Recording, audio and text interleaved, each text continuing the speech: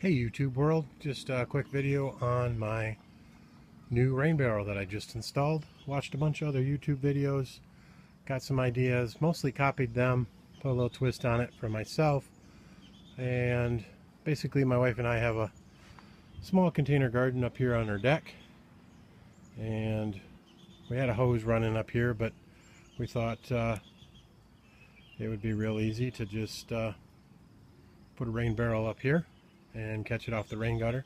The rain gutter is only about 24 feet wide, and there's actually two downspouts, one on each end. So I don't know how much water I'll get. I may try to temporarily divert the water and block the other downspout if I'm not getting enough water, but we'll see what happens. And so basically we have a container garden here. These are all self-watering buckets. Kind of a cool idea we're trying for the first time. Basically each bucket you see is two buckets, and there's a bottom water chamber in there. Check that out on YouTube if you want to learn more about self-watering containers. And I also have a bunch of potatoes here that are in Walmart bags. We're trying that out as well. But let's take a closer look at this rain barrel. So pretty normal rain looking barrel.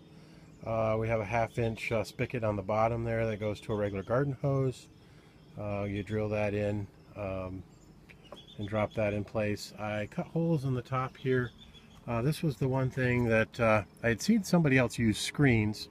They had actually cut out most of the top and stapled a big screen over it. And you might need to do something like that if you have a really large amount of water flow, depending on your roof size and your area and such. But this is what I came up with. So I took a couple of Cool Whip containers. I cut the appropriate size holes so they fit in here. And then you'll see there's two of them, each with holes.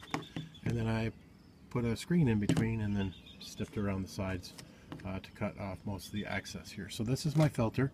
Of course I don't want debris, leaves and other debris getting in my bucket and clogging up my hoses. And then also I don't want mosquitoes coming in here and breeding. We have a lot of mosquitoes here in Michigan, so I came up with this idea, and that's going to be limiting possibly for somebody. Like I said, I think that's plenty of flow for me. The other thing I haven't done yet is I haven't put in a drain, and I'll probably put one in, and when I do that I want to make sure I come down low enough so that there's no standing water inside my filter here. If I allow the bucket to get too full, I could have mosquitoes breeding in here. I see I have a little bit of water pooling around here. Not sure how I'm going to handle that, but again, we're pretty aggressive about not having standing water around here because the mosquitoes will take advantage of that. This particular barrel actually has a small hole right here, so this lip won't collect any water. I might take the smallest drill bit that I can find and just pop a few little holes into the bottom. I don't know if mosquitoes would be able to get through that or not, but we don't like standing water. So this is just simply a flex tube that a lot of people use, and it's connected to my rain gutter. Now I have to leave my old rain gutter system in place, so in the fall when we start to get bad weather again, I can rehook that up. I'll probably either have to put this in the shed or maybe turn it upside down and leave it out here for the winter. But obviously with a Michigan winter, I can't leave this up intact all winter. So if you were in a warmer climate and you were going to keep this installed year-round, you'd probably put a little more effort into making it look a little prettier.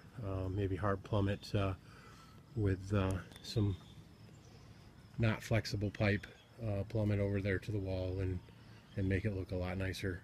But here in Michigan, this is just a temporary thing for a couple of the months, the non-winter months, and so that's my idea. So I put everything up on 2 blocks. Obviously, the higher you can safely get your barrel, the better the water flow you're going to get. It took me about a minute to fill up that water can. Off the gravity, the bucket's almost completely full right now. So that'll obviously affect how quick the water flows as to how full it is and such. But the other thing we can do is possibly take that hose and run it around the container garden. I'm not sure how this is going to work out yet. This is my first attempt, and I put it up on 2 blocks. So thanks for watching my video. That's my take on a rainwater collection for my garden, and I hope you'll share any comments, ideas, suggestions that you have. If you like the video, please click like, and have a great day. Thanks for watching. One thing you'll probably see in other videos is how to get this spigot in on the inside. Pretty easy. Take a piece of wood, broom handle, piece of pipe, put some duct tape on it.